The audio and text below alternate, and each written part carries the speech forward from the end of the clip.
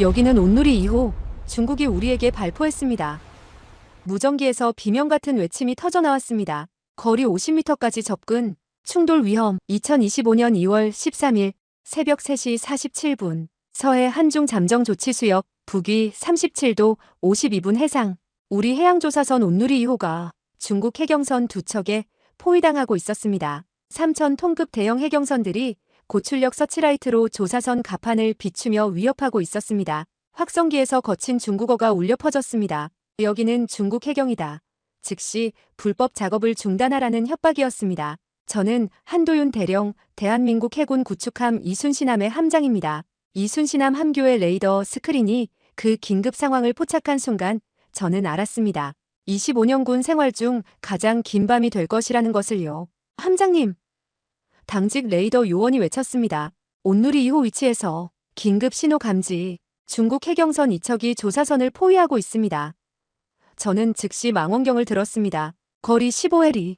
어둠과 해무 속에서 희미한 불빛들이 보였습니다. 중국 해경선의 서치라이트였습니다. 그들은 우리 과학자들을, 우리 선원들을 우리 바다에서 위협하고 있었습니다. 부함장을 즉시 함교로.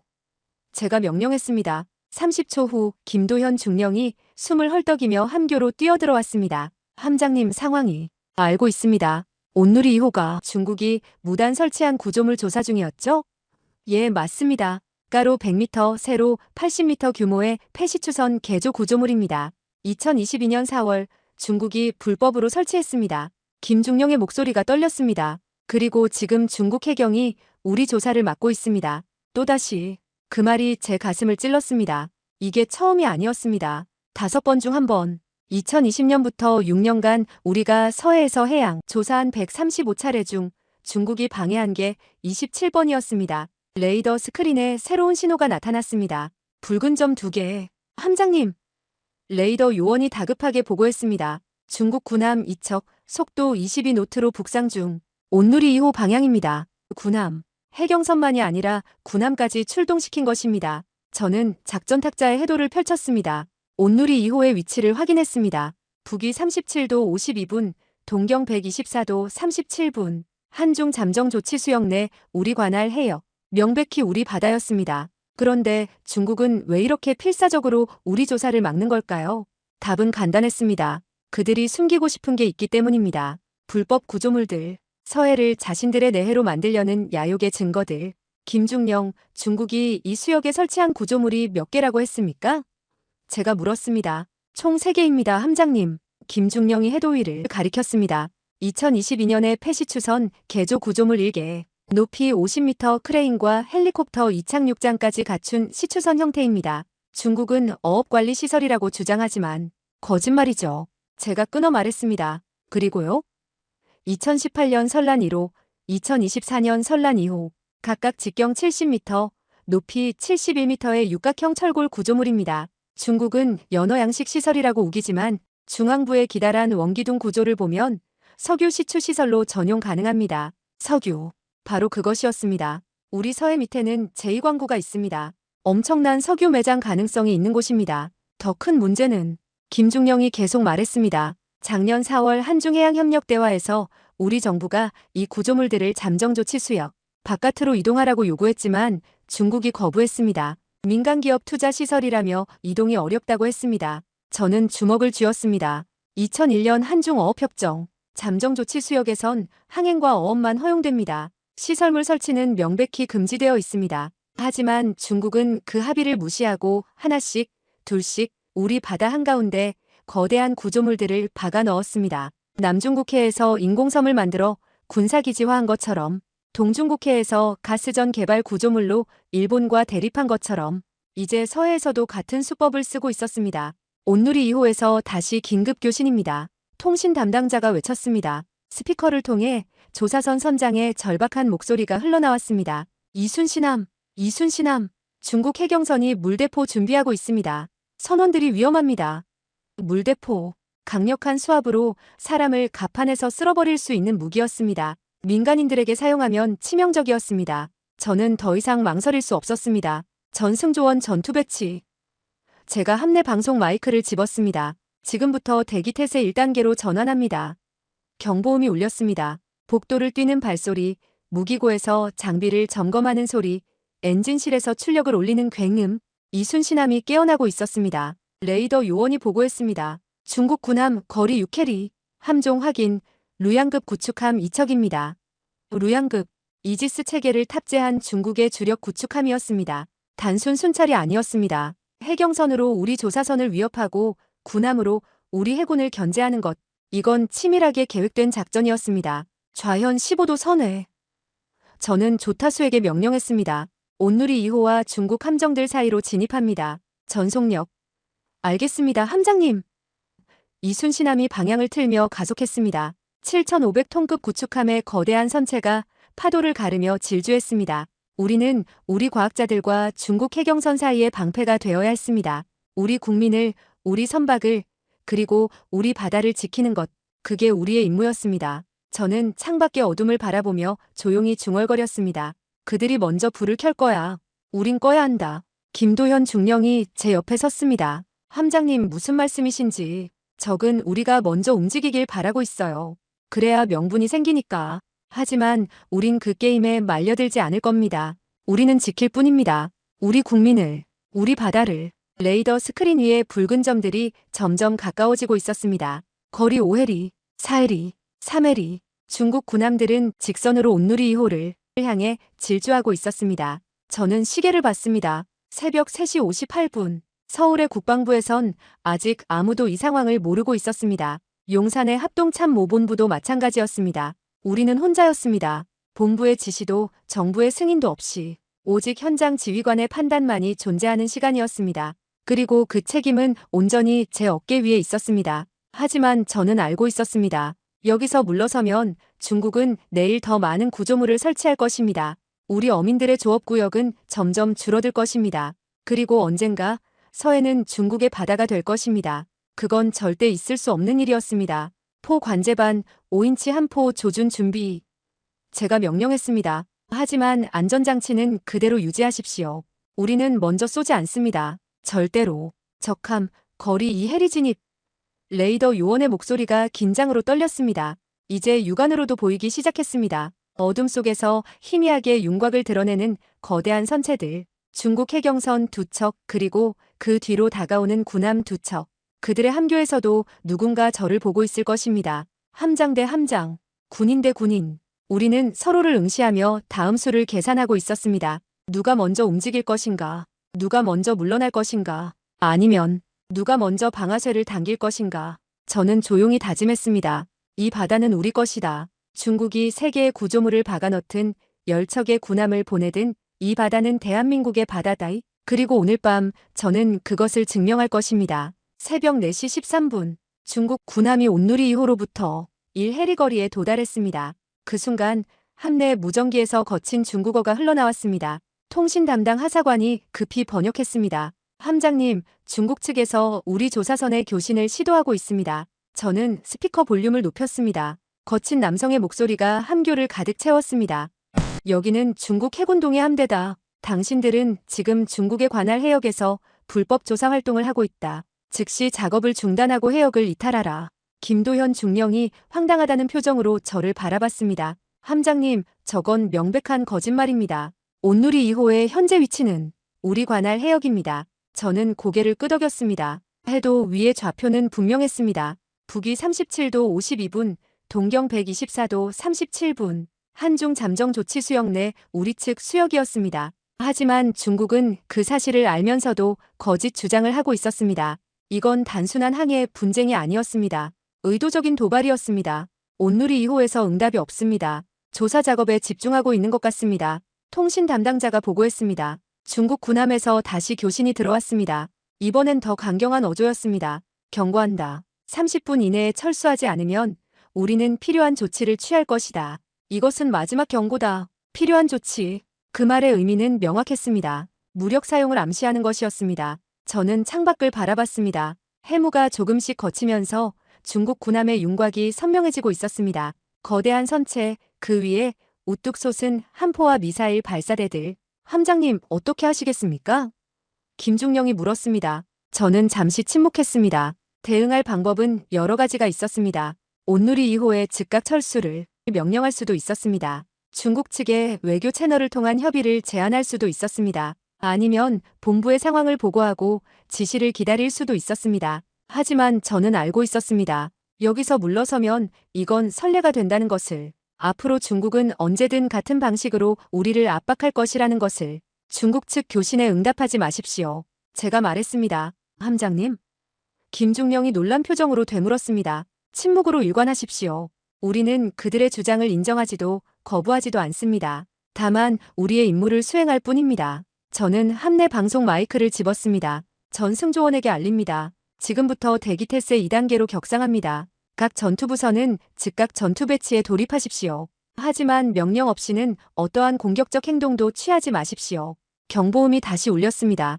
이번엔 더 날카롭고 긴급한 소리였습니다. 함포 관제반, 미사일 발사대, 어뢰 발사관, 대공 방어체계, 모든 무기 시스템이 작동 준비 상태에 들어갔습니다. 이순신함은 이제 완전한 전투함이 되었습니다. 언제든 방아쇠를 당길 수 있는, 하지만 아직 안전장치가 걸려있는 거대한 무기였습니다. 저는 레이더 스크린을 주시했습니다. 중국 군함들이 우리와 온누리 2호 사이로 파고들려는 움직임을 보이고 있었습니다. 함장님, 적함 1번함이 속도를 줄이고 있습니다. 온누리 2호 전방 500m 지점에서 정지할 것으로 예상됩니다. 레이더 요원이 보고했습니다. 그들은 물리적으로 조사선의 진로를 차단하려는 것이었습니다. 고의적인 항로 방해, 국제해양법상 명백한 위반 행위였습니다. 하지만 법이 무슨 소용이겠습니까? 여기는 법정이 아니라 전장이었습니다. 힘의 논리만이 통하는 곳이었습니다. 적함 2번함은 우리 좌현으로 접근 중입니다. 거리 800m. 또 다른 보고가 들어왔습니다. 협공이었습니다. 하나는 조사선을 막고 하나는 우리를 견제하는 전술적으로 완벽한 배치였습니다. 저는 조타수에게 명령했습니다. 속도 10노트로 감속 온누리 2호로부터 300m 거리를 유지하면서 병행 항해하십시오. 알겠습니다, 함장님. 우리는 조사선을 버릴 수 없었습니다. 그들이 어떤 위협을 받더라도 우리는 그 곁을 지켜야 했습니다. 새벽 4시 32분 중국 군함 1번함에서 고출력 서치라이트가 켜졌습니다. 강렬한 빛이 온누리 2호의 갑판을 비쳤습니다. 조사 작업 중이던 선원들이 눈을 가리며 작업을 멈췄습니다. 그리고 중국 군함의 확성기에서 다시 교신이 흘러나왔습니다. 이것이 마지막 경고다. 10분 이내에 철수하지 않으면 우리는 발포할 것이다. 발포. 그 단어가 함교의 공기를 얼어붙게 만들었습니다. 김도현 중령이 제 팔을 잡았습니다. 함장님, 이건 협박이 아닙니다. 진짜입니다. 저들은 정말 쏠 수도 있습니다. 저는 그의 손을 가만히 내려놓으며 말했습니다. 알고 있습니다, 김중령. 그런데도 가만히 계실 겁니까? 아니요. 우린 더 조용해질 겁니다. 저는 무전기를 집었습니다. 전부서에 통보합니다. 지금부터 모든 외부 교신을 차단합니다. 암호 채널로만 통신하십시오. 레이더는 패시브 모드로 전환, 능동 탐지는 최소화하십시오. 함장님, 그럼 우리가 먼저 눈을 감는 겁니까? 젊은 부관이 물었습니다. 저는 고개를 저었습니다. 아니야. 우린 눈을 뜨되 빛을 끌 뿐이야. 적은 시끄러운 쪽을 먼저 공격하거든. 이순신함의 주 레이더가 회전을 멈췄습니다. 대신 패시브 센서들이 조용히 작동하기 시작했습니다. 우리는 전파를 발신하지 않고 오직 수신만 하고 있었습니다. 마치 어둠 속에 숨어 숨을 죽이고 있는 맹수처럼. 레이더 요원이 다급하게 보고했습니다. 함장님, 적함 1번함 주포 포탑이 회전하고 있습니다. 저는 쌍안경을 들었습니다. 중국 군함의 함교 전방에 있는 130mm 함포 포탑이 천천히 움직이고 있었습니다. 포신이 온누리 2호를 향하고 있었습니다. 이건 더 이상 위협이 아니었습니다. 포열 준비, 실제 사격을 위한 조준이었습니다. 함교 안의 모든 사람이 숨을 죽였습니다. 시간이 멈춘 것 같았습니다. 함장님, 김중령의 목소리가 떨렸습니다. 저는 천천히, 아주 천천히 명령했습니다. 5인치 함포 조준 개시. 목표 적함 1번함 함교 전방 30m 해상. 사격 재원 입력 후 대기. 알겠습니다. 포술장교가 외쳤습니다. 우리의 함포 포탑도 움직이기 시작했습니다. 천천히 하지만 확실하게. 중국 군함을 향해. 이제 양측 모두 무기를 겨눈 상태였습니다. 서해 한가운데서 두 척의 구축함이 서로를 조준하며 대치하고 있었습니다.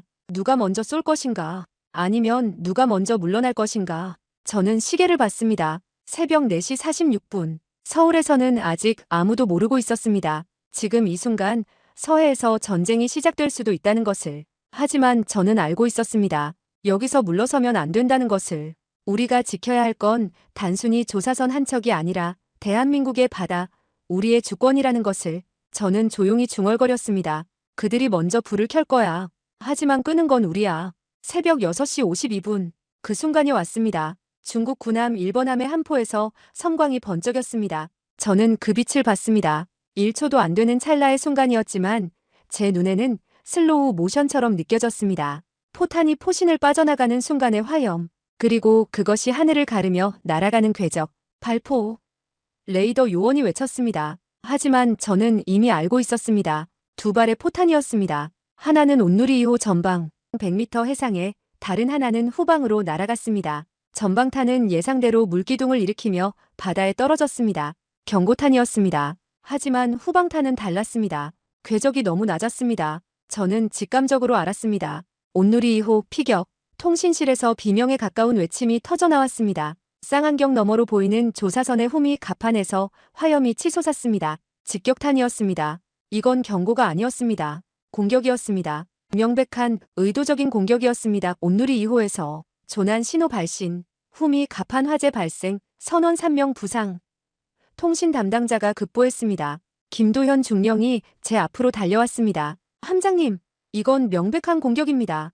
우리 민간 선박을 공격했습니다.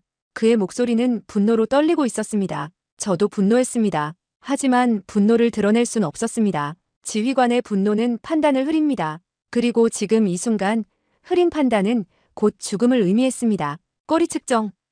제가 명령했습니다. 온누리 2호까지. 거리 2.8해리.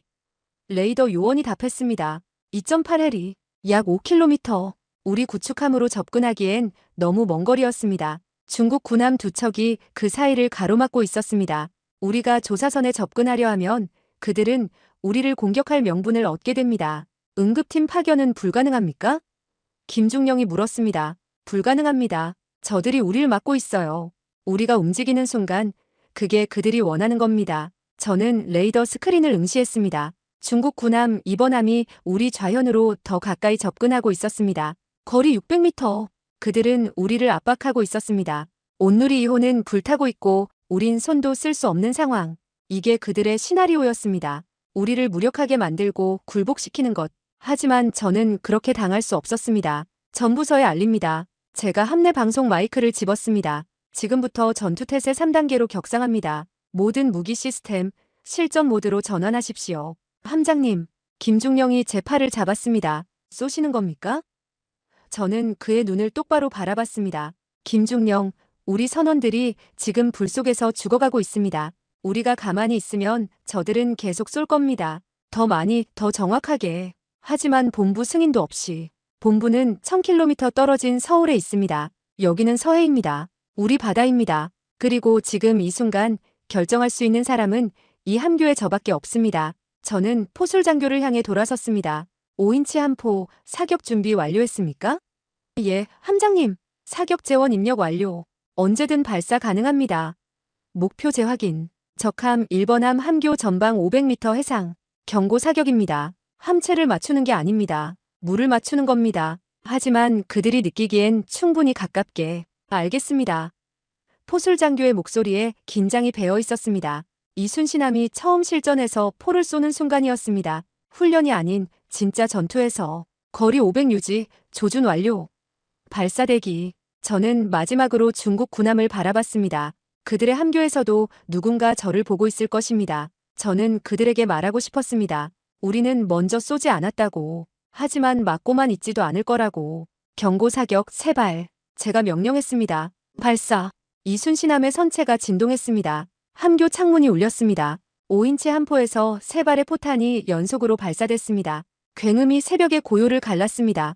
포탄들이 포물선을 그리며 날아갔습니다. 그리고 중국 군함 1번함 전방 500m 해상에 정확히 떨어졌습니다. 3개의 거대한 물기둥이 솟구쳤습니다. 높이가 10m는 좋게 넘어 보였습니다. 물보라가 중국 군함의 함수를 적셨습니다. 명중.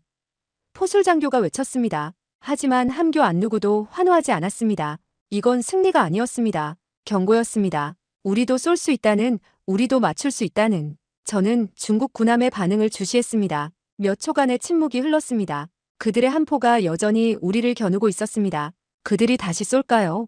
아니면 물러날까요? 시간이 멈춘 것 같았습니다. 적함 1번함, 속도 감소.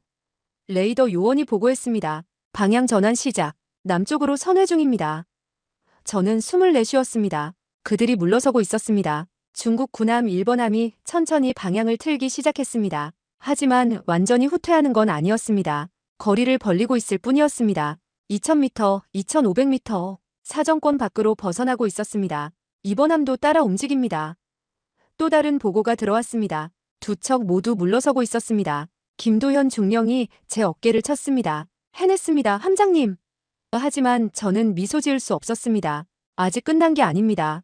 온누리 2호부터 구조해야 합니다. 저는 즉시 명령했습니다. 전속력으로 온누리 2호에 접근, 의무반, 응급 장비 준비, 소화반 대기. 이순신함이 가속했습니다. 엔진이 최대 출력으로 돌아갔습니다. 우린 불타는 조사선을 향해 질주했습니다. 중국 군함들은 2000m 거리에서 우리를 주시하고 있었지만 더 이상 접근하지 않았습니다. 5분 후, 우린 온누리 2호 옆에 도착했습니다. 후미 갑판의 화재는 선원들이 간신히 진압한 상태였습니다. 검게탄 갑판, 파손된 장비들, 그리고 부상당한 선원 3명. 우리 의무반이 신속하게 승선해 응급 처치를 시작했습니다. 화상 이도 의식은 있습니다. 골절상 즉시 이송 필요. 다행히 생명에는 지장이 없었습니다. 하지만 그들의 얼굴에는 공포가 서려 있었습니다. 민간인들이었습니다. 해양 조사를 하던 평범한 선원들이었습니다. 그들이 전쟁을 경험할 이유는 없었습니다. 온누리 2호의 선장이 우리 함으로 통신을 보냈습니다. 이순신함 정말 감사합니다. 여러분이 아니었다면. 그의 목소리가 떨렸습니다. 저는 무전기를 집었습니다. 온누리 2호, 지금 즉시 해역을 이탈하십시오. 우리가 엄호하겠습니다. 알겠습니다. 다시 한번 감사드립니다. 온누리 2호가 천천히 움직이기 시작했습니다. 손상된 엔진으로 간신히 항해하고 있었습니다. 우린 그 옆을 지키며 함께 남쪽으로 향했습니다. 중국 군함들은 여전히 2000m 거리에서 우리를 따라오고 있었습니다. 하지만 더 이상 접근하지 않았습니다. 우리의 경고 사격이 효과가 있었습니다. 그들은 우리가 진짜 쏠 수 있다는 걸 알게 됐습니다. 그리고 맞출 수 있다는 것도. 저는 레이더 스크린을 보며 생각했습니다. 오늘 아침 서해에서 무슨 일이 벌어졌는지 세상은 아직 모르고 있었습니다. 하지만 곧 알게 될 것입니다. 중국이 우리 민간 선박을 공격했다는 것을, 그리고 우리가 맞섰다는 것을. 새벽 7시 30분 온누리 2호가 안전수역에 진입했습니다. 우리 영해 내부였습니다. 중국 군함들이 멈춰 섰습니다. 그들은 우리 영해를 침범할 순 없었습니다. 적어도 지금은. 저는 함교 의자에 앉았습니다. 긴장이 풀리면서 온몸에 피로가 밀려왔습니다. 김도현 중령이 커피를 건넸습니다. 함장님 정말 대단하십니다. 저는 고개를 저었습니다. 우린 그저 해야 할 일을 했을 뿐입니다. 하지만 제 손은 떨리고 있었습니다. 전투에 긴장이 남긴 흔적이었습니다. 새벽 7시 53분 온누리 2호가 안전하게 우리 영해로 진입한 지 23분 후였습니다. 저는 함교에서 상황 보고서를 작성하고 있었습니다. 본부에 보고해야 할 내용들이 산더미였습니다. 중국 군함의 선제 공격, 우리의 경고 사격, 민간 선박 피격, 모든 것이 외교적 파장으로 이어질 사안들이었습니다. 하지만 그때 함내 스피커에서 급박한 목소리가 흘러나왔습니다. 함장님, 음탐실입니다. 즉시 음탐실로 와주십시오. 음탐실로 달려갔습니다. 김도현 중령이 제 뒤를 따랐습니다. 음탐실 문을 열자 어두운 공간 안에서 녹색 모니터들이 깜빡이고 있었습니다. 음향 탐지 전문 상사가 헤드폰을 끼고 스크린을 응시하고 있었습니다. 보고하십시오. 제가 말했습니다. 함장님, 수심 180m에서 비정상 열 반응을 감지했습니다. 그가 스크린을 가리켰습니다. 화면에 붉은 점이 천천히 움직이고 있었습니다. 현재 방위 3사형, 거리 6캐리, 속도 8노트로 북상 중입니다. 저는 스크린에 더 가까이 다가갔습니다. 수중 접촉. 이 해역에서 수심 180m를 항해하는 것은 잠수함밖에 없었습니다. 음향 패턴 분석은 완료했습니까? 예, 함장님. 스크루 음향과 기관 소음을 분석한 결과 음탐 상사가 잠시 망설였습니다. 중국 해군 샹급 핵잠수함으로 추정됩니다. 신뢰도 90% 이상입니다. 핵잠수함. 그 단어가 음탐실의 공기를 무겁게 만들었습니다. 재래식 잠수함이 아니라 핵추진 잠수함이었습니다. 무제한 자막 능력을 가진 가장 위험한 수중 무기였습니다. 현재 침노를 분석하면 음탐 상사가 해도에 선을 그었습니다. 우리 함과 온누리 2호가 지나온 경로를 따라 추적하고 있는 것으로 보입니다. 김도현 중령이 경악한 표정으로 말했습니다. 이건 계획된 작전입니다. 수상함과 잠수함의 연합작전이었다는 겁니까? 저는 고개를 끄덕였습니다. 해상에서 우리 주의를 끌고 수중에서는 잠수함이 대기하고 있었던 거죠. 이건 단순한 도발이 아니었습니다. 훈련된 전술이었어요. 저는 음향 데이터를 다시 확인했습니다. 샹급 핵잠수함, 중국 해군의 차세대 공격형 잠수함이었습니다. 어뢰와 순항 미사일로 무장하고 있으며 최대 속도는 수중 30노트. 이순신함의 대잠 능력으로 상대할 수 있는 표적이었지만 쉬운 상대는 아니었습니다. 함장님, 어떻게 하시겠습니까?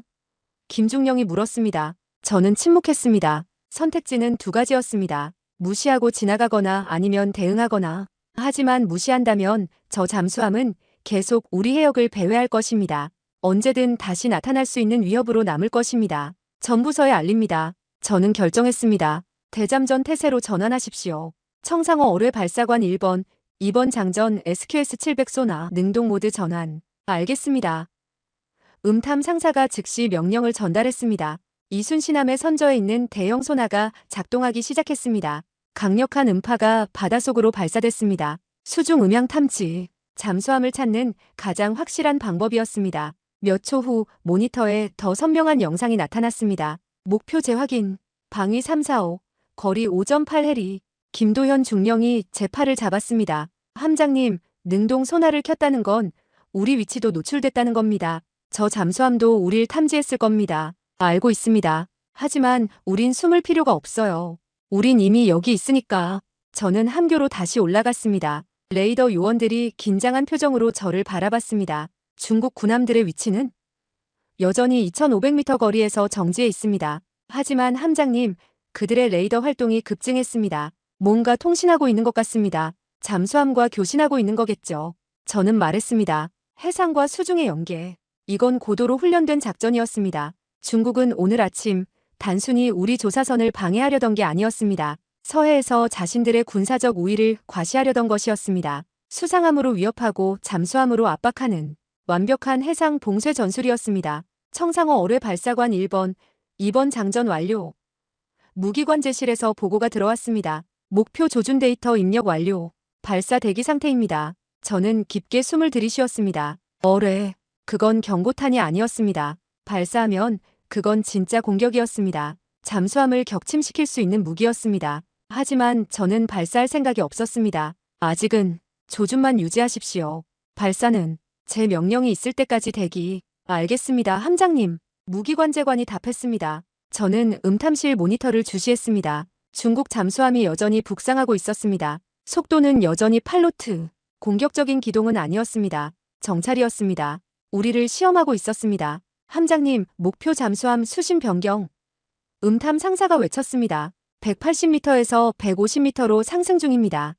상승. 그건 두 가지를 의미했습니다. 공격 준비이거나 아니면 의도적 노출이거나. 저는 후자에 베팅했습니다. 저들도 우리에게 보여주고 싶은 거예요. 자신들도 여기 있다는 걸. 우리가 수상함만 상대하는 게 아니라는 걸. 김도현 중령이 말했습니다. 그럼 이건 일종의 시위입니까? 맞습니다. 군사적 시위. 그리고 우리도 응답해야 합니다. 저는 명령했습니다. 대잠 로켓 일발 준비. 목표 수심 200m, 거리 600m 전방 해상. 훈련탄으로 장전하십시오. 훈련탄입니까? 무기관제관이 되물었습니다. 예. 폭발력은 약하지만 소음은 충분합니다. 저 잠수함 승조원들의 귀를 울리게 만들 겁니다. 훈련탄이라도 수중에서 폭발하면 엄청난 충격파를 만들어냅니다. 잠수함 승조원들에겐 귀 속에서 폭탄이 터지는 것처럼 들릴 것입니다. 경고. 우리도 너희를 알고 있다는. 그리고 필요하면 공격할 수 있다는. 대잠 로켓 일발 장전 완료. 발사각도 확인. 확인 완료. 발사. 이순신함의 후미에서 작은 로켓이 발사됐습니다. 하얀 연기를 뿜으며 하늘로 솟구쳤다가 포물선을 그리며 바다로 떨어졌습니다. 물보라가 일었고 몇 초 후 수중에서 둔탁한 폭발음이 울렸습니다. 물기둥이 솟구쳤습니다. 훈련탄의 폭발력은 약했지만 수중 음향은 충분히 강력했습니다. 음탐실 모니터를 보던 상사가 외쳤습니다. 목표 잠수함 급강하. 수심 200, 220, 250. 잠수함이 도망치고 있었습니다. 우리의 경고에 반응한 것입니다. 속도 증가 15노트. 방위 변경, 남남동으로 선회 중입니다. 음향 데이터가 연속으로 보고됐습니다. 중국 핵잠수함이 후퇴하고 있었습니다. 저는 쌍안경으로 중국 군함들을 바라봤습니다. 그들도 우리의 대잠 공격을 봤을 것입니다. 그들의 함교에서도 지금 긴급 회의가 열리고 있을 것입니다. 김도현 중령이 제 옆에 섰습니다. 해냈습니다, 함장님. 수상과 수중 모두 물리쳤습니다. 저는 고개를 저었습니다. 물리친 게 아닙니다. 경고한 거죠. 하지만 충분합니다. 오늘은 새벽 8시 23분 중국 잠수함의 음향 신호가 레이더에서 사라졌습니다. 수심 300m 이하로 자망한 것으로 추정됐습니다. 완전히 물러선 것이었습니다. 중국 군함 두 척도 천천히 남쪽으로 후퇴하기 시작했습니다. 거리 3000m, 4000m 점점 멀어지고 있었습니다. 서해의 긴 밤이 끝나가고 있었습니다. 해가 떠올랐습니다. 수평선 너머로 붉은 태양이 모습을 드러냈습니다. 아름다웠습니다. 하지만 저는 그 아름다움을 온전히 느낄 수 없었습니다. 오늘 아침 여기서 전쟁이 일어날 뻔했다는 사실이 제 마음을 무겁게 짓눌렀습니다.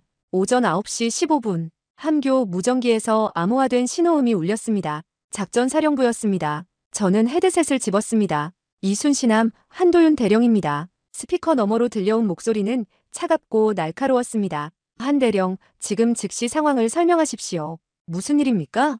중국 외교부에서 항해공안이 들어왔습니다. 귀함이 중국 해군 함정에 선제 공격을 했다고 주장하고 있습니다. 선제 공격. 그 단어가 제 가슴을 찔렀습니다. 저는 천천히 대답했습니다. 사령부, 그건 사실이 아닙니다. 중국 측이 먼저 우리 해양조사선을 공격했습니다. 그래서 귀관이 본부 승인도 없이 경고 사격을 한 겁니까? 목소리의 주인은 작전 참모였습니다. 계급은 제독이었습니다. 저보다 2계급 위였습니다. 예, 그렇습니다. 당시 상황에서 본부 승인을 기다릴 시간이 없었습니다. 우리 선원들이 불길 속에서 죽어가고 있었습니다. 그게 귀관이 판단할 문제입니까? 교전 규칙을 어긴 겁니다. 한대령. 명령 계통을 무시하고 독단적으로 행동했습니다. 저는 이를 악물었습니다. 하지만 반박할 수 없었습니다. 기술적으로는 맞는 말이었으니까요. 교전 규칙상 반격은 본부 승인을 받아야 했습니다. 사령부 당시 영상 기록과 레이더 데이터를 전송하겠습니다. 확인하시면 중국 측의 주장이 거짓임을 알 수 있습니다. 제가 말했습니다. 영상은 나중 문제입니다. 지금 당장은 외교적 사태가 문제입니다. 중국 외교부가 공식 사과와 책임자 문책을 요구하고 있습니다. 청와대도 긴급 회의 중입니다. 한대령, 귀함은 지금 즉시 평택항으로 귀향하십시오. 상부에서 직접 조사하겠습니다. 귀향 명령. 그건 사실상 귀함 대기 명령이었습니다. 조사를 받으라는 책임을 지라는 김도현 중령이 제 옆에서 헤드셋을 낚아채려 했습니다. 저는 그의 손을 막았습니다. 알겠습니다, 사령부. 즉시 귀향하겠습니다. 무전이 끊어졌습니다. 함교 안이 조용해졌습니다. 모든 승조원이 저를 바라보고 있었습니다. 그들의 눈빛엔 혼란과 분노가 섞여 있었습니다. 우리가 잘못한 건가요? 우리 선원들을 구한 게 잘못인가요? 저도 그 질문에 답할 수 없었습니다. 김중령이 제 어깨를 잡았습니다. 함장님, 이건 말도 안 됩니다. 우리가 뭘 잘못했다는 겁니까? 김중령, 저는 조용히 말했습니다. 우린 군인입니다. 명령에 따라야 합니다. 하지만 정당방위였습니다. 저들이 먼저 쐈습니다. 그의 목소리가 떨렸습니다. 저는 그를 함교 구석으로 데려갔습니다. 다른 승조원들이 듣지 못하게. 김중령, 진정하십시오. 우리가 옳았는지 그른지는 상부가 판단할 겁니다. 지금 우리가 할 일은 명령을 따르는 것뿐입니다. 그럼 함장님은 책임을 지신다는 겁니까? 그게 지휘관의 역할입니다. 결정은 제가 했고 책임도 제가 집니다. 저는 조타수를 향해 돌아섰습니다. 진로 변경. 평택항으로 귀향합니다. 알겠습니다, 함장님. 조타수가 침통한 목소리로 대답했습니다. 이순신함이 천천히 방향을 틀었습니다. 서해를 벗어나 남쪽으로. 함교 창밖으로 중국 군함들이 보였습니다. 여전히 4000m 거리에서 우리를 감시하고 있었습니다. 그들은 승리했습니다. 총 한 방 더 쏘지 않고도 외교적 압박만으로 우리를 물러서게 만들었습니다. 제 주먹이 떨렸습니다. 분노 때문이 아니었습니다. 무력감 때문이었습니다. 오전 10시 40분 이순신함이 평택항 외곽에 도달했습니다. 부두에는 이미 헌병대 차량들이 대기하고 있었습니다. 그리고 본부에서 파견된 조사팀도 보였습니다. 저는 제복을 가다듬었습니다.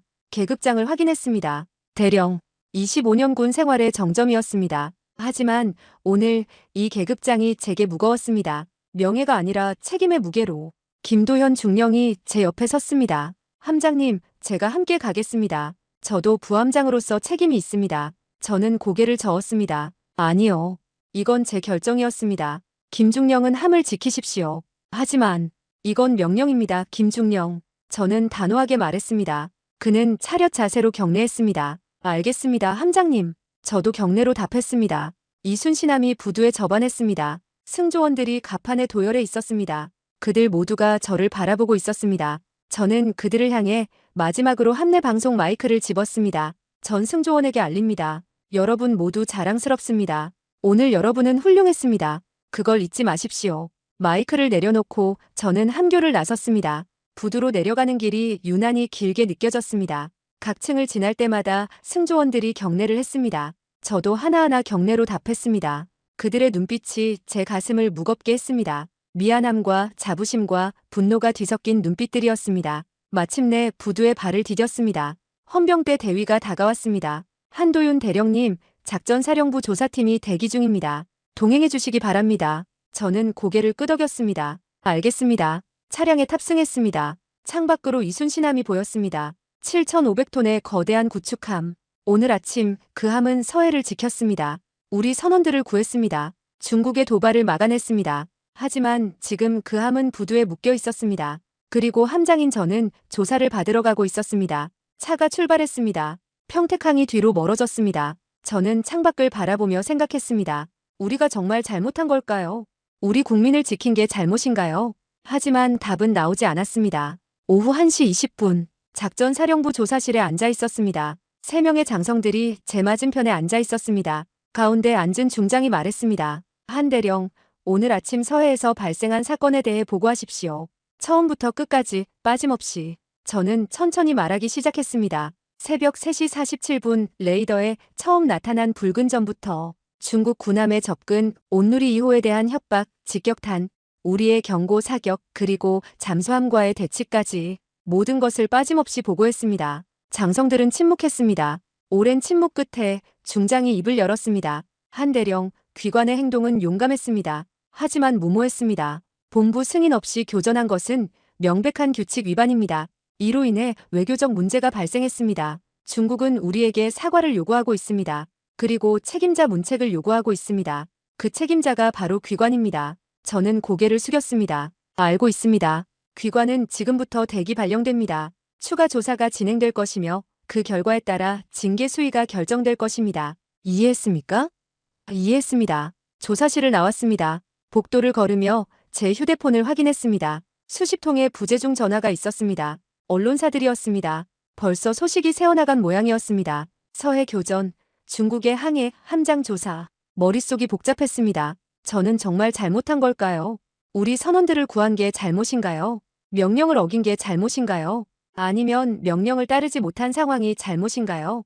답은 여전히 나오지 않았습니다. 다만 한 가지는 확실했습니다. 다시 그 순간으로 돌아가도 저는 똑같이 할 거라는 것, 방아쇠를 당길 거라는 것, 우리 국민을 지키기 위해서라면. 2월 14일 오전 10시, 대기 발령 이틀째였습니다. 저는 용산의 임시 숙소에 머물고 있었습니다. 텔레비전을 켰습니다. 모든 뉴스 채널이 같은 소식을 다루고 있었습니다. 서해 교전 사태, 중국 외교부 강력 반발, 앵커의 목소리가 방안을 채웠습니다. 중국 외교부 대변인은 오늘 정례 브리핑에서 한국 해군의 선제 공격을 강력히 규탄했습니다. 중국은 유엔 안보리에 이 문제를 상정할 것이라고 경고했습니다. 화면이 전환됐습니다. 베이징 외교부 청사였습니다. 대변인이 연단에 서 있었습니다. 한국 해군은 공해상에서 정당한 순찰 활동 중이던 우리 군함에 무차별 공격을 가했습니다. 중국 대변인의 목소리는 분노로 떨리고 있었습니다. 이는 명백한 도발 행위이며 지역 평화를 위협하는 위험한 행동입니다. 우리는 한국 정부의 즉각적인 사과와 책임자 처벌을 요구합니다. 만약 성에 있는 조치가 없다면 우리는 필요한 모든 수단을 동원할 것입니다. 필요한 모든 수단. 그 말의 무게가 제 가슴을 짓눌렀습니다. 저는 텔레비전을 껐습니다. 하지만 휴대폰에서 알림이 계속 울렸습니다. 뉴스 속보들이었습니다. 중국 한중 정상회담 연기 통보, 중국 관영 매체, 한국 해군 맹비난, 중국 네티즌들, 한국 제품 불매운동 선언, 국제적 압박이 시작되고 있었습니다. 단순히 외교적 항의가 아니었습니다. 경제적, 정치적 보복의 조짐들이었습니다. 제 휴대폰이 울렸습니다. 김도현 중령이었습니다. 함장님, 지금 뉴스 보고 계십니까?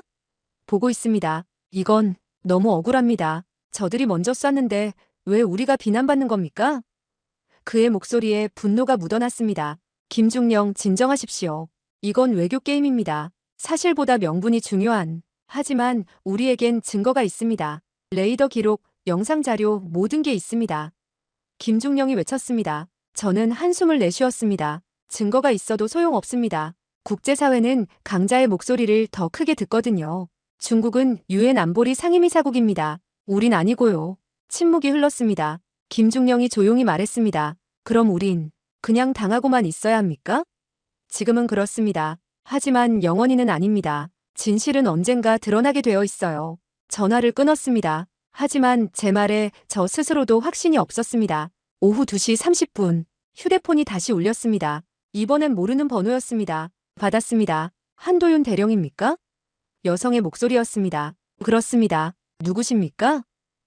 저는 KBS 시사 프로그램 PD입니다. 대령님께 인터뷰를 요청드리고 싶습니다. 서해 교전 사태에 대해 직접 증언해 주실 수 있습니까? 언론 인터뷰. 저는 잠시 망설였습니다. 군인이 언론에 나서는 건 조심스러운 일이었습니다. 특히 조사 중인 상황에서는 더욱. 죄송합니다. 지금은 인터뷰가 어렵습니다. 대령님, 지금 여론이 분열되고 있습니다. 대령님을 지지하는 목소리도 많습니다. 직접 말씀하셔야 합니다. 지지하는 목소리라니 무슨 말씀입니까? 제가 물었습니다. 아직 모르십니까? 인터넷에서 대령님을 응원하는 움직임이 일고 있습니다. 서해를 지킨 영웅이라고요. 저는 놀랐습니다. 영웅? 저는 그저 제 임무를 했을 뿐인데. 전화를 끊고 포털 사이트를 검색했습니다. 한도윤 대령을 입력했습니다. 수천 개의 게시글이 검색됐습니다. 클릭해서 읽기 시작했습니다. 한도윤 대령을 지지합니다. 그는 영웅입니다. 중국의 협박에 굴복하지 말라. 정부는 한도윤 대령을 처벌하지 말고 포상해야 한다. 댓글들이 수백 개씩 달려 있었습니다. 하지만 반대 의견도 만만치 않았습니다. 무모한 행동으로 외교 분쟁을 일으켰다. 본부 승인 없이 교전한 건 명백한 규칙 위반이다. 개인의 용기가 국가를 위험에 빠뜨렸다. 여론이 정확히 반으로 갈라져 있었습니다. 저를 영웅으로 보는 사람들과 저를 문제아로 보는 사람들. 어느 쪽이 옳은지 저도 알 수 없었습니다. 다만 한 가지는 확실했습니다. 이 사건이 단순히 군사적 문제를 넘어서 정치적, 사회적 논쟁으로 번지고 있다는 것. 오후 5시 40분 국방부에서 연락이 왔습니다. 내일 국회 국방위원회에 출석하라는 것이었습니다. 국회, 정치인들 앞에서 제 행동을 해명해야 한다는 뜻이었습니다. 저는 제복을 꺼내 다렸습니다. 계급장을 닦았습니다. 내일은 긴 하루가 될 것 같았습니다. 창밖을 바라봤습니다. 서울의 하늘은 잿빛이었습니다. 미세먼지 때문인지 아니면 제 심정을 반영하는 건지 알 수 없었습니다. 저는 조용히 중얼거렸습니다. 우리가 정말 잘못한 걸까요? 대답은 없었습니다. 2월 15일 오전 10시 국회 국방위원회 회의실에 섰습니다. 반원형으로 배치된 의자들에 국회의원들이 앉아 있었습니다. 약 30명쯤 되어 보였습니다. 그들의 시선이 모두 저를 향하고 있었습니다. 위원장이 의사봉을 두드렸습니다. 지금부터 서해 교전 사태에 관한 청문회를 시작하겠습니다. 증인 한도윤 대령 선서하십시오. 저는 오른손을 들었습니다. 저는 양심에 따라 진실만을 말할 것을 엄숙히 선서합니다. 자리에 앉았습니다. 야당 의원 한 명이 손을 들었습니다. 한 대령, 귀관은 본부 승인 없이 교전했습니다. 이는 명백한 규칙 위반 아닙니까? 의원님, 당시 상황에서는 본부 승인을 기다릴 시간이 없었습니다. 우리 민간 선박이 공격받고 있었고 선원들이 위험에 처해 있었습니다. 제가 대답했습니다. 그래도 규칙은 규칙입니다. 전시도 아닌 평시에 독단적으로 교전한 것은 문제가 있습니다. 의원이 다그쳤습니다. 다른 의원이 끼어들었습니다. 저는 다른 의견입니다. 한 대령은 현장 지휘관으로서 최선의 판단을 했습니다. 본부 승인을 기다렸다면 더 많은 인명피해가 발생했을 겁니다. 여당 의원이었습니다. 국회도 여론처럼 갈라져 있었습니다. 질의가 2시간 동안 이어졌습니다. 어떤 의원은 저를 용호했고 어떤 의원은 저를 비난했습니다. 정치적 입장에 따라 평가가 극명하게 갈렸습니다. 저는 묵묵히 답변했습니다. 사실만을 말했습니다. 감정을 배제하고 객관적 상황만을 설명했습니다. 하지만 그들이 원하는 건 사실이 아니었습니다. 정치적 무기였습니다. 저를 이용해 상대편을 공격하는. 저는 그 게임의 말이 되어 있었습니다. 오후 1시 청문회가 끝났습니다. 결론은 나지 않았습니다. 추가 조사가 필요하다는 애매한 결론만 나왔을 뿐이었습니다. 회의실을 나오는데 한 의원이 제게 다가왔습니다. 한 대령, 수고 많으셨습니다. 저는 대령님을 지지합니다. 대령님이 하신 일은 옳았습니다. 야당 중진 의원이었습니다. 저는 고개를 숙였습니다. 감사합니다, 의원님. 하지만 현실은 냉정합니다. 정부는 중국의 압박에 굴복할 겁니다. 대령님을 희생양으로 삼을 가능성이 높습니다. 각오하셔야 합니다. 그의 말이 제 가슴에 비수처럼 박혔습니다. 희생양, 외교적 타협의 재물, 그게 제 운명일까요? 국회를 나왔습니다. 정문 앞에 기자들이 몰려 있었습니다. 한 대령, 한 말씀 해주십시오. 중국의 항의에 대해 어떻게 생각하십니까? 다시 그 상황이 온다면 똑같이 하시겠습니까? 저는 카메라를 바라봤습니다. 수십 개의 렌즈가 저를 향하고 있었습니다. 전 국민이 저를 보고 있었습니다. 저는 천천히 입을 열었습니다. 저는 제 임무를 수행했을 뿐입니다. 대한민국 국민과 선원들을 지키는 것, 그게 군인의 의무입니다. 다시 그 순간으로 돌아가도 저는 똑같이 할 것입니다. 기자들이 또 질문을 쏟아냈습니다. 하지만 저는 더 이상 답하지 않았습니다. 차에 탑승해 떠났습니다. 백미러로 보이는 국회 건물이 점점 작아졌습니다. 저는 창밖을 바라보며 생각했습니다. 이게 끝일까요? 아니면 새로운 시작일까요? 알 수 없었습니다. 다만 한 가지는 확실했습니다. 아직 싸움은 끝나지 않았다는 것. 2월 16일 오후 3시 20분, 휴대폰이 미친 듯이 울렸습니다. 김도현 중령이었습니다. 함장님, CNN입니다. CNN이 우리 편 영상을 입수했습니다. 그의 목소리는 흥분으로 떨리고 있었습니다. 저는 급히 텔레비전을 켰습니다. CNN 뉴스 채널이었습니다. 화면엔 서해 교전 당시의 레이더 영상이 재생되고 있었습니다. 이순신함의 전투정보 체계에서 녹화된 영상이었습니다. 누가 유출한 것인지 알 수 없었습니다. 하지만 그건 중요하지 않았습니다. 중요한 건 이제 전 세계가 진실을 보게 됐다는 것이었습니다. 미국인 앵커의 목소리가 흘러나왔습니다. 이 영상은 한국 해군 구축함 이순신함의 레이더 기록입니다. 타임스탬프를 보시면 2025년 2월 13일 오전 6시 52분으로 표시되어 있습니다. 화면이 확대됐습니다. 중국 군함에서 포탄이 발사되는 순간이 선명하게 보였습니다. 적외선 카메라가 포구의 화염을 포착했고 레이더가 포탄의 궤적을 추적했습니다. 그리고 그 포탄이 온누리 2호의 후미 갑판에 명중하는 장면까지 모든 것이 기록되어 있었습니다. 앵커가 계속 말했습니다. 중국 외교부는 한국이 선제 공격했다고 주장했습니다. 하지만 이 영상은 정반대의 사실을 보여줍니다. 중국 군함이 먼저 발포했고 한국 민간 선박을 직격했습니다. 화면이 스튜디오로 전환됐습니다. 군사 전문가가 출연해 있었습니다. 미 해군 퇴역 제독이었습니다. 이건 명백한 공격입니다. 경고탄이 아닙니다. 직격을 노린 사격입니다. 포탄의 각도와 거리를 보십시오. 정확히 선박을 겨냥했습니다. 전문가가 영상을 분석했습니다. 그리고 한국 해군의 대응을 보십시오. 세 발의 경고 사격. 모두 중국 군함으로부터 500m 떨어진 해상에 떨어졌습니다. 이건 함체를 맞추려는 게 아닙니다. 경고입니다. 매우 절제된 전문적인 대응입니다. 제독이 카메라를 똑바로 바라봤습니다. 한국 해군 지휘관은 완벽하게 행동했습니다. 이게 교과서적인 위기 관리입니다. 저는 텔레비전 앞에 멍하니 앉아 있었습니다. CNN이 우리 편을 들고 있었습니다. 전 세계에서 가장 영향력 있는 뉴스 채널이 휴대폰이 다시 울렸습니다. 이번엔 국방부였습니다. 한 대령, 지금 CNN 보고 계십니까? 보고 있습니다. 상황이 급변하고 있습니다. 로이터, BBC, 알자지라까지 같은 내용을 보도하기 시작했습니다. 국제 여론이 우리 쪽으로 돌아서고 있습니다. 담당자의 목소리에 안도감이 묻어났습니다.